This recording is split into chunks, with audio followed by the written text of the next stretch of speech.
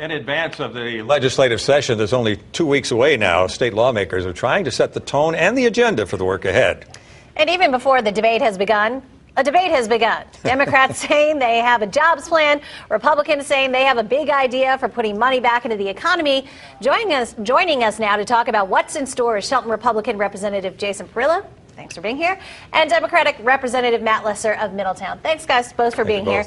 Representative Perillo, if you could start off talking, the buzz is all about the surplus that wasn't a surplus or isn't a surplus, and some ideas to maybe restore some of the tax exemptions that were taken away back in 2011. Well, the governor likes to use the word surplus, but in reality, a few years ago, we saw the largest tax increase in the history of the state of Connecticut. So we're in a situation where we've gotten a little bit too much money in tax revenue, and we believe that it's time to give a little bit of that back to Connecticut residents to the tune of about $250 million. We took it. We shouldn't have taken it. Shame on the governor. Shame on legislative Democrats. And in the form of giving it back? Yeah, there's three different ways we're looking at doing it. The first of which, a few years ago, like I said, the exemption on clothing and footwear under the cost of $50 was removed. So now folks are paying an income tax, a sales tax on that. There are taxes that are very onerous for businesses, primarily smaller businesses, that we're looking to repeal as well, or to roll back as well, quite frankly, so that we can put more money into the economy to help these smaller businesses create jobs. Because as we know and we say, and it's true, these are the engines of the economy here in Connecticut. But do we really have a surplus? Well, I'm actually pinching myself right here because who would have imagined in 2011, when Governor Malloy took office, that just a few short years later, we would instead of talking about the $3.6 billion deficit that he inherited, we're talking about now how to spend our new budget surplus. And I love my colleague Jason here. He has made, but I think what I think is fascinating is just a few days ago, our Republican colleagues were denying that there was any kind of surplus, and now they're coming up with plans about how to spend it. The fact is that under Governor Malloy's leadership, we not only have balanced this unbelievable budget deficit, but we're also making real progress in terms of creating jobs. We've created 40,000 private sector jobs.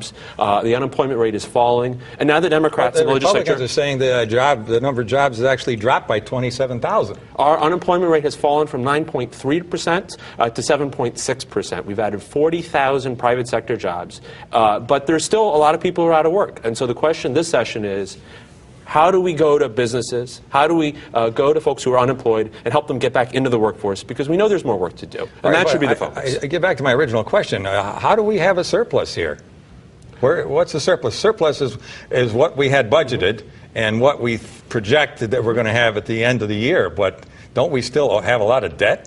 We certainly do, and that's why the surplus that we have. How can we possibly have a surplus if we owe so much money? Well, we have a surplus. We've got long-term fiscal responsibilities like state pension plans, and that's why at this point, with the economy still a little too shaky, the prudent thing to do, the fiscally responsible thing to do, is to focus on making sure that we're paying down our debt, that we're building back our rainy day fund, and we're taking care of our long-term obligations. And coming up with plans right now to say, this surplus that we said just a few days ago didn't exist, we're now going to be spending on who knows what, I think is not responsible. The prudent thing to do is to support our economy and make sure that we're balancing our state budget. Is it responsible or appropriate, though, to call it a surplus? Absolutely. I think that's what everybody's calling it. Well, not the Republicans. They'll just say, a lot of economists, too, CPAs and others are saying you can't have that. If you owe more than you have on hand, you don't have any equity, and so... Well, our nonpartisan fiscal analysts from the Office of Fiscal Analysis and the Office of Policy Management have come together on a consensus revenue estimates. They say that there's a surplus. Our Republican friends who just a few days ago were saying there is no surplus are now saying, there's enough money to pay down not only this year's budget deficit, but to leave a surplus for next year. Okay, so what about that? So, well, first of all, the term surplus implies that it's our money. It's not our money. It's not the state of Connecticut's money. Governor Malloy and Democratic legislators raised taxes 2 years ago by $1.8 billion per year. Now, we've gotten too much revenue back. Revenue. That's tax money. That's taxpayer dollars. What we're saying is, let's give them a break. We took that money. We took it. Give it back to them. And Representative Lesser has used the term spending that money. Again, spending that money implies that it's ours to spend. It's not our money. It's taxpayer dollars. We're suggesting give it back to them. Put it back into the economy. Allow them to spend it. Give them savings. Help small businesses create new jobs. Give them a break. Well, that's what we're suggesting. I think we're getting a taste of already that clearly, I mean, the biggest issue in this session is going to be the economy. And you're coming from two different perspectives, I guess. I mean, the Democrats unveiled a pretty big jobs plan, as they called it. Why don't you tell us about it? Absolutely. Well, we're focusing on actually meeting the needs of people who are out of work by providing pipelines for workers to get back into the workforce, providing tax credits through this Connecticut Step Up program, which has been phenomenally successful at getting employers credits to pay for job training for workers who are out of work, or a credit to hire a new employee. And since Governor Malloy took office and we passed the new Small Business Express program, nearly 1,000 small businesses in this state have been able to take advantage of small low-interest loans to expand their businesses. We know that the engines of economic growth are building our middle class, building small businesses, and the Democratic leadership is definitely inclined to build on our success and focus on creating jobs. So is this what the session is going to be about, how to figure out how to get the money back in the hands of our taxpayers who have been overtaxed? Well, and Representative Lesser referred to an unemployment rate in the 7s. UConn recently came out with a study saying it's almost 11%. And Al, to your point, we've lost 27,000 jobs, net 27,000 jobs since this governor took office. So quite frankly, this plan is great. It's too little, too late, though.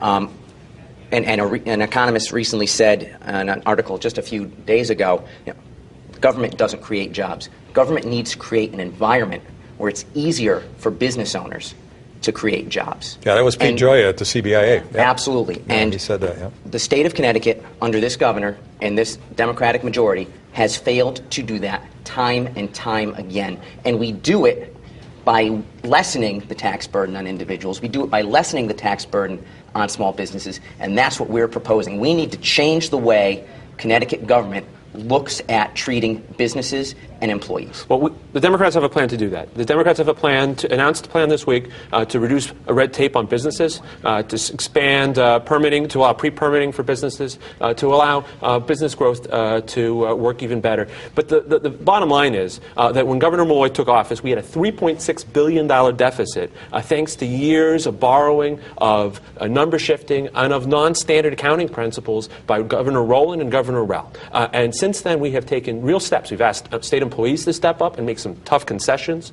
We've made some tough cuts and controlled the rate of growth in state spending by the highest amount in 20 years. All right, we're going to leave it there. Thank you, Representatives Lesser and Perillo, for coming in today. And they're off. Thanks, That's right.